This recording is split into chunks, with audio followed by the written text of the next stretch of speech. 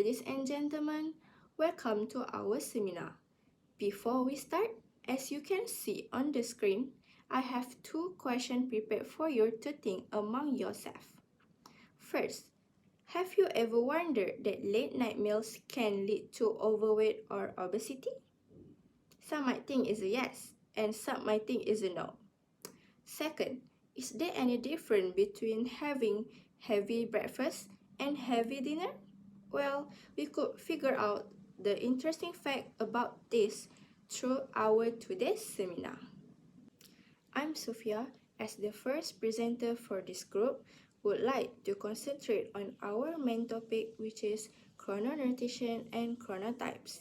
By the end of this seminar, you will be familiar with how our nutrition actually affects our daily life. So, have you ever heard about chrononutrition before? Chrononutrition can be defined as interaction between nutrition and body's circadian rhythm, the internal clock that governs the physical, mental, and emotional cycle of the body. Chrononutrition actually derives from the words chronobiology and nutrition. In exact way, it's a study on cyclic phenomenon in our body, which include light-dark cycle, sleep-wake cycle, activity-rest cycle, and feeding-fasting cycle. Historically, humans ate during daylight hours and slept during nighttime hours, and their bodies would produce hormones to align with the needs of the particular time. For example, producing melatonin at night and cortisol during the day. However, modern living doesn't always stick to the same schedule and can throw this rhythm off. After all, this brings us to the next question. Why does meal timing make such a difference? As I pointed out in the first section, if circadian rhythm is disturbed, it can affect the part of our brain that control many functions. For example, it can affect ability to properly digest the food and lead to feel hungry even if you are not. This phenomenon happens due to leptin hormone. To illustrate this, let's have a closer look about leptin hormone. Leptin is a hormone your adipose tissue releases that helps your body maintain your normal weight on a long-term basis. It does this by regulating hunger by providing the sensation of feeling full. In leptin resistant, when leptin is high, which means you are fat but your brain can't see it. In other words, your brain is starved while your body is obese. This might happen due to the disrupted signal in the brain. Even though you are increasing your calories intake, you are continuously hungry, which leads to overweight. Well then, are you all following me so far? Don't worry, because there will be time for Q&A session at the end of this seminar. Now, let's move on to the next point. Circadian rhythm, the most well-known biological rhythm, are periodic bodily, mental, and behavioral changes that follow 24-hour cycle.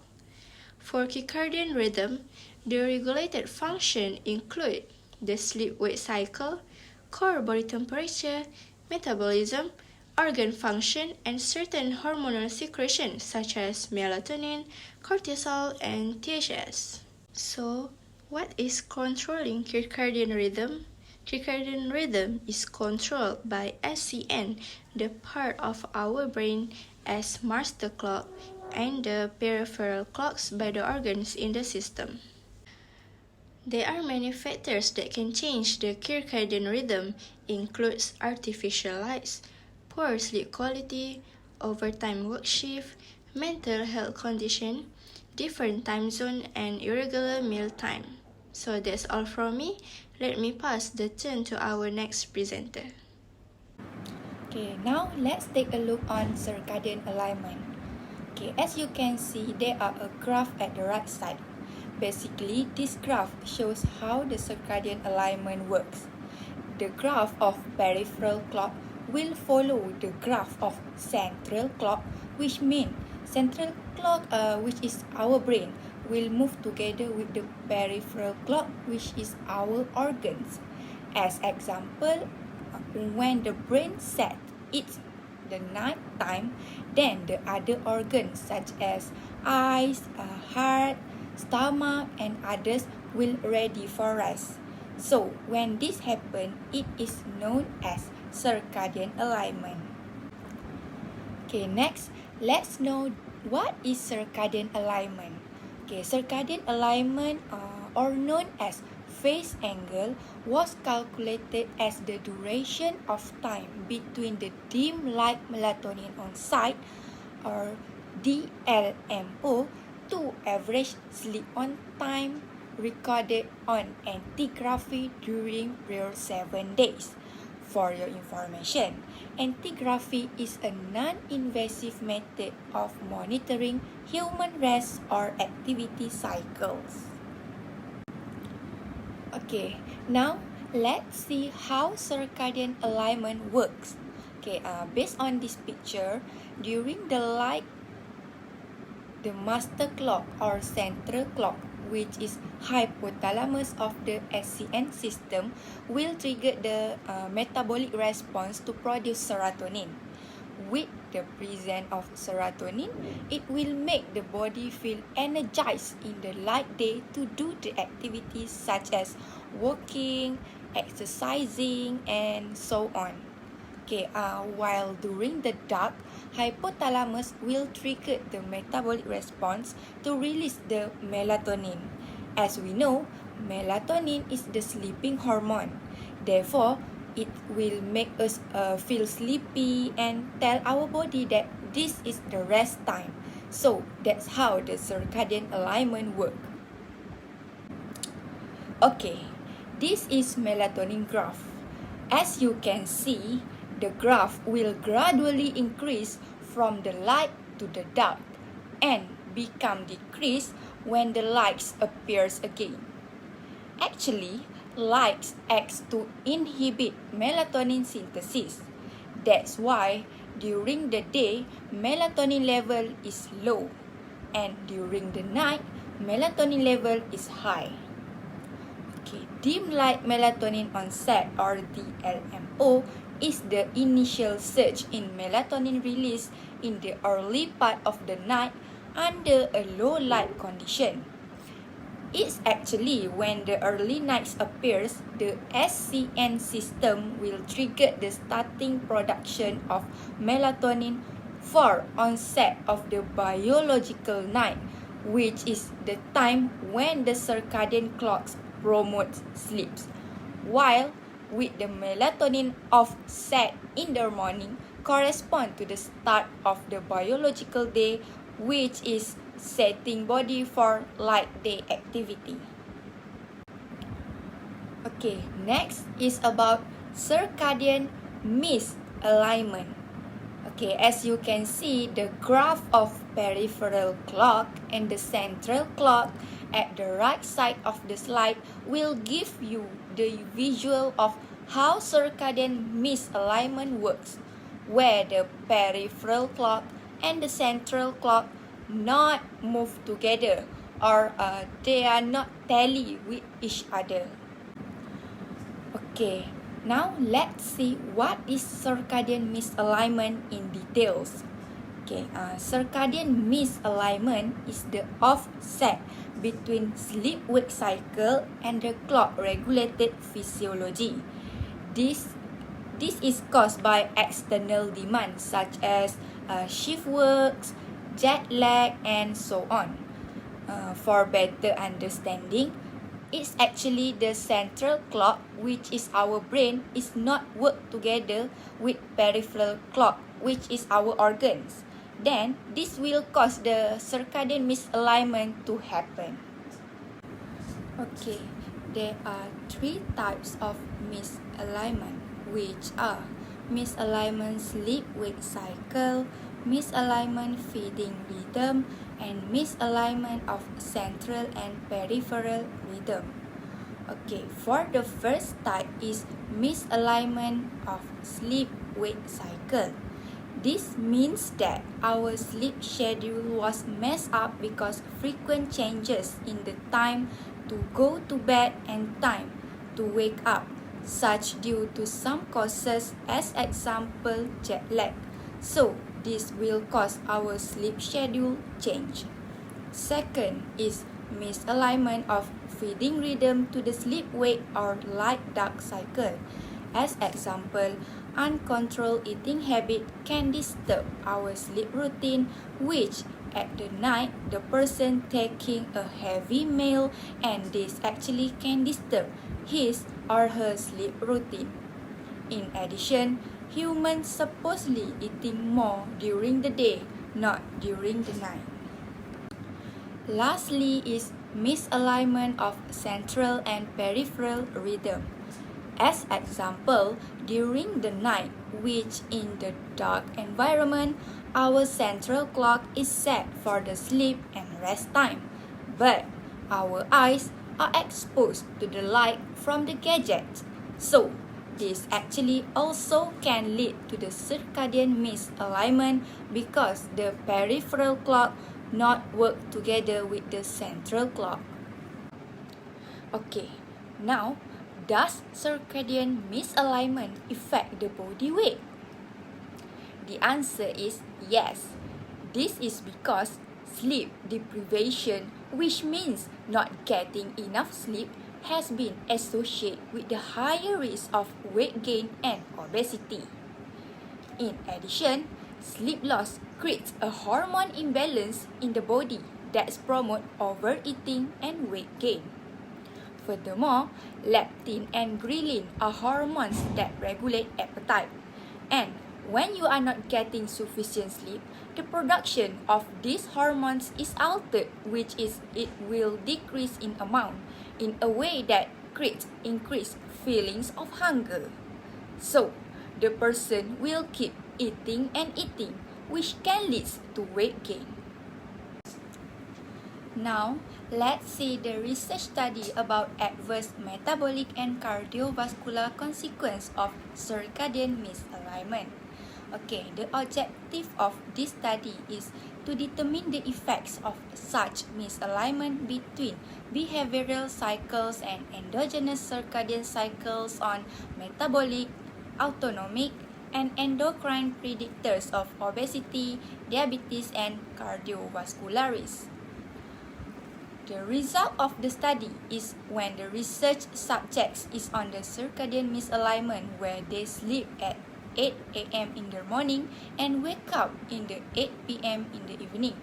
So, as a result, circadian misalignment caused 3 of 8 subjects to exhibit postprandial glucose response in the range typical of a pre-diabetic or diabetic state, which is more than 7.8 millimole per liter or more than 11 millimole per liter. For the discussion of this study, the abnormally high cortisol at the end of the wake episode and beginning of the sleep could contribute to insulin resistance and hyperglycemia. Next, decrease in the sleep time is associated with the increased risk for obesity, diabetes, and hypertension. Lastly, leptin was systematically lower when the behavioral cycle was misaligned with the circadian cycle. As a conclusion, circadian misalignment, a condition that is highly prevalent in shift workers, result in a decrease in leptin, increase in glucose and insulin, increase in mean arterial blood pressure, and reduced sleep efficiency. Hello everyone, my name is Rina Ashkin and I will continue the presentation by explaining another interesting article that is related to the chrononutrition topic. The title of this article is named as Latest Circadian Timing of Food Intake is Associated with Increased Body Fat. The study has been conducted by tracking the sleep of a huge number of participants, about 110 college-aged people, for 30 days and their food intake recorded for a week. The relationship of body fat percent and meal consumption time has been investigated between lean and non-lean individuals. Since there are physiologic differences in the percentage of body fat between men and women, participants were grouped by sex-dependent criteria of percentage of body fat into lean or non-lean groups, which have been used in similarly aged populations.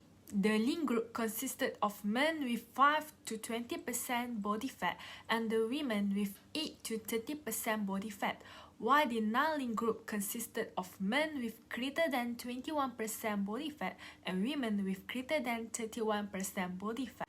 According to the study, non-lean groups ate their daily calories 1.1 hours later than lean groups. In comparison to lean people, non-lean people ate their last meal of the day closer to bedtime, or 4 hours near the dim light melatonin onset, DLMO.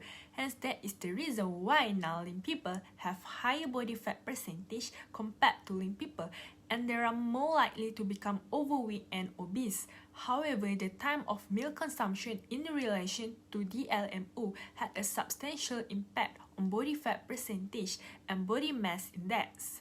The human body produces its own melatonin starting 2 hours before bedtime, provided the lighting is dim. Dim light melatonin onset, DLMO, is a natural process that helps the body maintain a normal sleep-wake cycle. Today, the LMO is regarded as the most accurate and reliable test for determining melatonin levels and circadian rhythm disorders. Therefore, taking the DLMO test is very helpful for discovering and understanding disturbances in the human biological clock. To conclude, this is a satisfying article because it concludes that people who eat more meals or more calories close to bedtimes or DLMO have a higher body fat percentage than people who eat at a normal hour. So, if we agree that eating meals, especially the large one at or near biological night, is not a good idea because an individual tends to have high body fat percent, what about the opposite end of the day? Is it necessary to eat anything first thing in the morning? There are at least a few papers that hint at the idea that skipping eating until the afternoon might not be optimal from a metabolic or energy expenditure perspective. The research study on the first and second articles suggests that skipping breakfast leads to worse glycemic execution in later meals. However, in the third article, Thomas and colleagues found that the typical worsened glycemic execution that occurs at lunch after skipping breakfast does not occur in people who routinely skip breakfast every day. Another article that is also related to the main topic, which differentiate between the breakfast groups and fasting groups associated with energy balance and physical activity thermogenesis. The Bath Breakfast Project was a series of studies that was conducted by James Batts and his colleagues at the University of Bath that looked at the impact of eating a large breakfast on energy balance. They discovered in one of their studies that eating a relatively heavy breakfast, which is greater than 700 calories early in the day, results in significantly higher energy expenditure throughout the day than waiting until 12 p.m. to eat the first meal of the day. Fasting people are less likely to walk around and less participate in physical activities than those who have a heavy breakfast or heavy meal during breakfast, which is about greater than 700 calories. When people consume a large number of calories or have a big breakfast, they are more likely to burn more calories. However, individuals who miss breakfast and have 0 calories tend to have less movement or less physical activities. So when we compare breakfast groups and fasting groups, there are no significant differences between both groups because in the end they are just the same. However, it should be noted that when the researchers repeated the study in obese participants as opposed to lean participants, they found that physical activity thermogenesis was only different in the morning, but not over 24 hours, and there is no difference in increasement of weight and health outcomes. This is the same thing that happened when you guys hear the myth about skipping breakfast can help you lose weight faster because there is no calorie intake.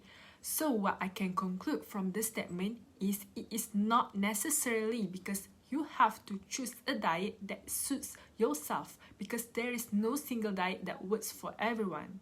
Let's now look at how you should distribute your meals throughout the day. Yes, the total daily calorie consumption is the most important factor in fat loss. However, it appears that how you divide these calories throughout the day is more essential than we have previously been taught to believe. For this calorie distribution, we will look at front-heavy or back-heavy.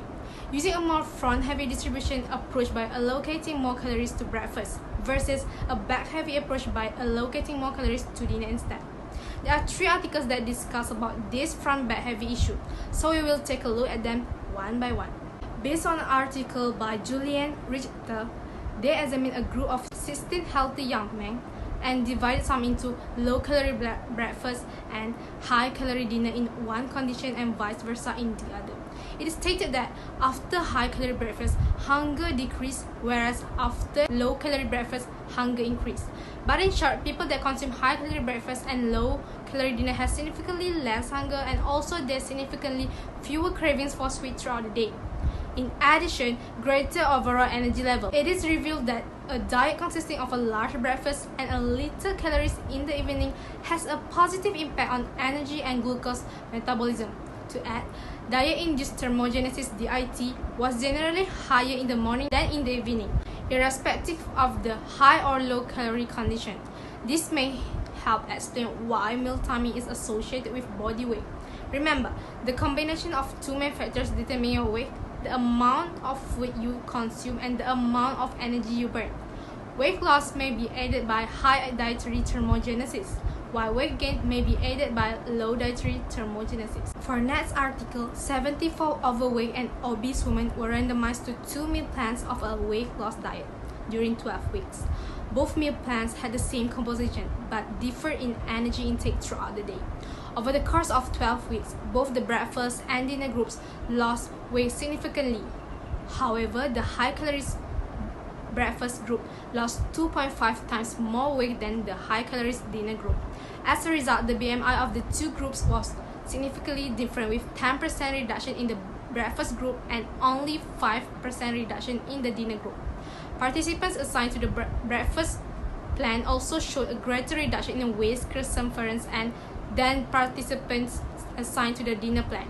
Overall, the high-calorie breakfast group showed greater reduction in BMI and waist circumference than the high-calorie dinner group. As the breakfast in the breakfast group was particularly high in carbohydrates, these results are congruent with previous findings that carbohydrate intake at breakfast is protective against abdominal obesity. Also, the group who consumed more calories at breakfast saw a greater reduction in fasting blood glucose and insulin when compared with consuming more calories at dinner. This was taking into account the fact that there was a similar daily calorie intake for both arms. Furthermore, a reduction in glycemic and insulinemic responses for oral glucose tolerance tests after a high-calorie breakfast compared with high-calorie dinner was also observed. In a crossover study, type 2 diabetic participants who were given a high-calorie breakfast or low-calorie dinner was associated with reduction in postprandial hyperglycemia, increase in insulin and glucagon-like peptide 1 for the whole day. The results of this study by Jakubowicz demonstrated the dual variation of glycemic control in type 2 diabetes. The amount of calories consumed at breakfast or dinner seemed to have an influence on the daily rhythm of postprandial glycemic excretion and insulin level. Next, a pair of experiments from Marta Garaulet's group in Murcia, Spain, appear to back up the idea that a front-loaded distribution offers advantages. First, a 2013 study investigated the influence of eating the largest meal of the day, lunch, in Mediterranean community like the one analyzed. This was a part of a 20-week weight loss program that included working with a dietitian, participating in an exercise program, and having a behavioral change addressed. They looked back at people's log food intake at the end of the trial and divided the individuals into those who ate their largest meal of the day before 3 p.m. or after 3 p.m. Half of the people were there before and half were there after. They discovered that those who ate their largest meal earlier lost more weight and had less insulin resistance over the course of study. Further into more of this topic, eating pattern consistency. The majority of people appear to have erratic eating patterns, with highly variable meal times and frequency from day to day. Most people eat later on weekends, which is likely due to weekend sleep and wake times for those who work a typical work week. This shift in eating time is described by Jill and Panda 2015 as potentially causing metabolic jet lag, or having a negative impact by shifting the circadian clock phase. This is in a parallel to the concept of social jet lag, coined by chronobiologist Till Ronenberg. Social jet lag being the jet lag-like symptom experienced by the chrono disruption of having very different sleep and wake time from the weekdays to the weekend. As sleep or wake times change, thus timing of light exposure, activity, and there are phase shift in circadian clocks, therefore leading to the symptoms of one experienced after traveling across time zones. This article by Maha Al-Hussein compared a fixed frequency of 3 main meals and 3 snacks per day versus an irregular meal frequency with the number of meals alternating were anywhere between 3 and 9 meals per day, every day for the 2 weeks of the study. The erratic nature of changing meal frequency every day resulted in better postprandial glycemic responses after eating than the fixed meal frequency. In conclusion, the findings of this study show that a regular meal pattern compared with an irregular meal pattern results in greater terminal effect of food, greater insulin activity, and potentially beneficial subjective appetite changes. These beneficial impacts could help people lose weight and improve their metabolic health. My personal interpretation of the current literature available leads me to tentatively conclude that, in general, the following heuristic would be beneficial for many people to follow. So, last from me, I will give you 7 tips that will benefit you from chrononutrition studies. First of all, do not eat during biological night. If you look at what I said before, people that consume heavy meal at night and which almost near sleep time, they will tend to get overweight or obese, and their glycemic response will be much worse. Second, have regular pattern of eating time. You can try slowly to put a schedule for your eating time and preferably start your breakfast late, maybe at 9 am, and have your dinner early, like at 7 pm. Make sure you do not take any food after your dinner to maintain your body balance. Third, get daylight exposure early in the biological day and avoid artificial light at night. This is related to the master clock in our brain, need to parallel with our parallel clock. Our eyes is the main point here because we receive the light from here. So if our brain says it is nighttime, our eyes too need to recognize it is nighttime. But many students have to do tons of works or assignments, right? And prefer doing it at night time. So instead, you can set your devices in night mode or wear the glasses Blu-ray that can protect your eyes from too much light that can strain your eyes. Fourth, we should match our eating time with biological day, awake time, and our daily activity. So, like our discussion just now, focus on getting big meal on the morning, and as time getting late, the meal should be lighter. And the time that you should be at should be on the morning and reduce heavy activities at night. 5. Take front heavy calorie distribution. Based on the studies, you need to prioritize your heavy meal for breakfast. And if you're the type that doesn't take such heavy meal in the morning, you can have it at lunch, as long as your dinner is the lowest calories you take in your daily meal. 6. Avoid meals, particularly those high in fat or carbohydrate, close to the LMO, which nearing your sleep time at least 2 to 3 hours before sleeping. But light foods such as fruit, yogurt, milk, there's no such problem. You can just consume them as they can also help in getting better sleep. 7. Last but not least, avoid erratic eating. You should have a regular meal pattern time. Work days or weekend, you should try having a regular meal time. Also, if you have usual meal time, you can actually notice how your body reacts to it. For example, if you normally have lunch at 1 p.m. and you did not take it at 8 hours, your stomach will start itching. And as our stomach will expect that the food will come into the system at that time. So it is important to have a regular meal pattern time so your body system will work systematically.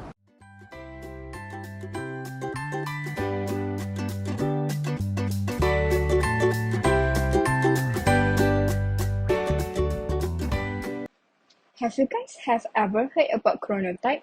Or is this actually your first time hearing about it? What is the meaning of chronotype? Well, chronotype is a person in a body clock that regulates individual differences in activity and alertness in the morning and evening.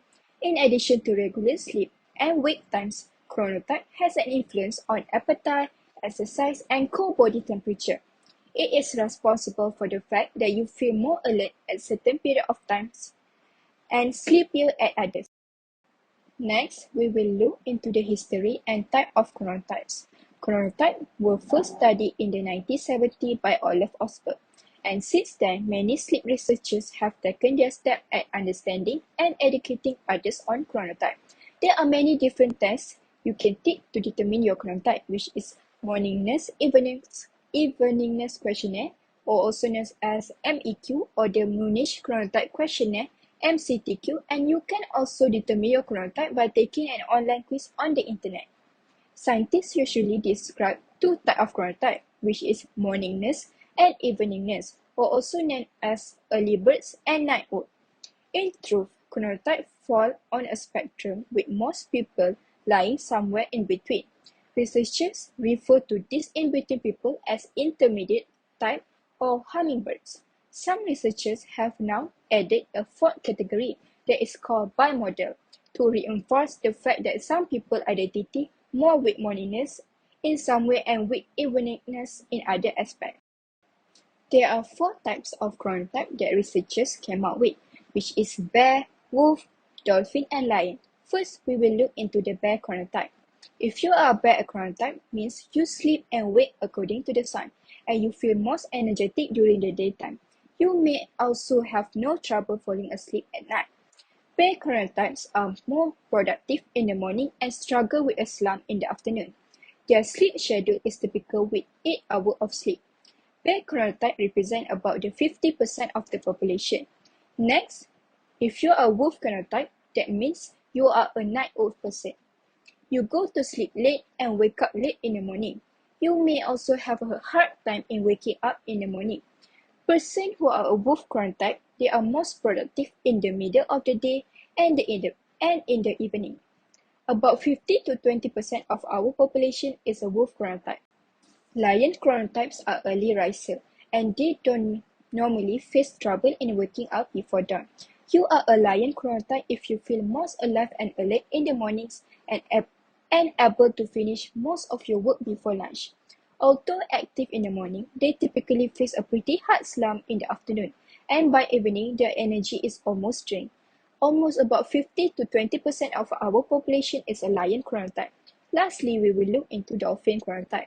If you are someone who has trouble following any kind of sleep schedule, then you might consider yourself as a dolphin chronotype. People under this classification are insomniac and face trouble waking up in the morning. They are productive around mid-morning and are always tired. About 10% of our population are dolphin chronotype. Why is it important for us to know our chronotype? And what are the benefits that we can gain from knowing our type of chronotype? First, it will allow you to understand when you fall asleep. If you sleep when your chronotype dictates it, then your sleep will be of higher quality. You will fall asleep faster, have fewer awakenings through the night, and maybe even sleep more deeply. On the other hand, if you are trying to sleep or wake up at times that go against your chronotype, you may not sleep as well and you might feel worse when you are awake. Second, it aids in tracking your eating habit. Knowing your chronotype may also help you track eating habits. One research looked at the connection between chronotype, diet, and cardiometabolic health. They found that an evening chronotype such as wolf is associated with a lower intake of fruits and vegetables and higher intake of energy drink, alcoholic, sugary, and caffeine beverage, as well as higher energy intake from fat. Lastly, knowing your chronotype can also help you to understand how your individual body clock works, allowing you to adjust your daily schedule and use your time more productively based on when you will be at your most efficient for each task. Next, we will look into research that study the relationship between chronotype and quality of sleep. The objective of this study is to identify chronotypes of medical students at the Federal University of Paraíba and its relationship to quality of sleep, daytime sleepiness, age, sex, and season of birth. The result that were obtained from the study conclude that 51.6% of the students were classified as indifferent chronotype, and 61.5% of them were observed that they had poor quality of sleep. And lastly, 42.1% of the students had excessive daytime sleepiness. The results that were obtained suggest that there is a significant relationship between the chronotype and the quality of sleep in the medical students. The evening type individuals show worse quality of sleep when compared with the morning type. In most part, this vulnerability to sleep disorder might be explained by the presence of full-time curricular load with high demand for study, disrespecting the morningness and eveningness equilibrium among these individuals. In conclusion, the chronotype demonstrated significant association with the quality of sleep in such a way that evening type individuals show worse quality of sleep in comparison to the morning type. It may be better to schedule daily activities according to their chronotypes, increasing not only academic achievement but also quality of life. In conclusion, chrononutrition is influenced by an individual's chronotype. We are aware that circadian rhythm disturbance is bad because it can lead to several undesirable diseases, including obesity, hypertension, and diabetes. Scheduling your daily activities based on your chronotype and circadian rhythm is the key living your best life. That's all from our group. Thank you.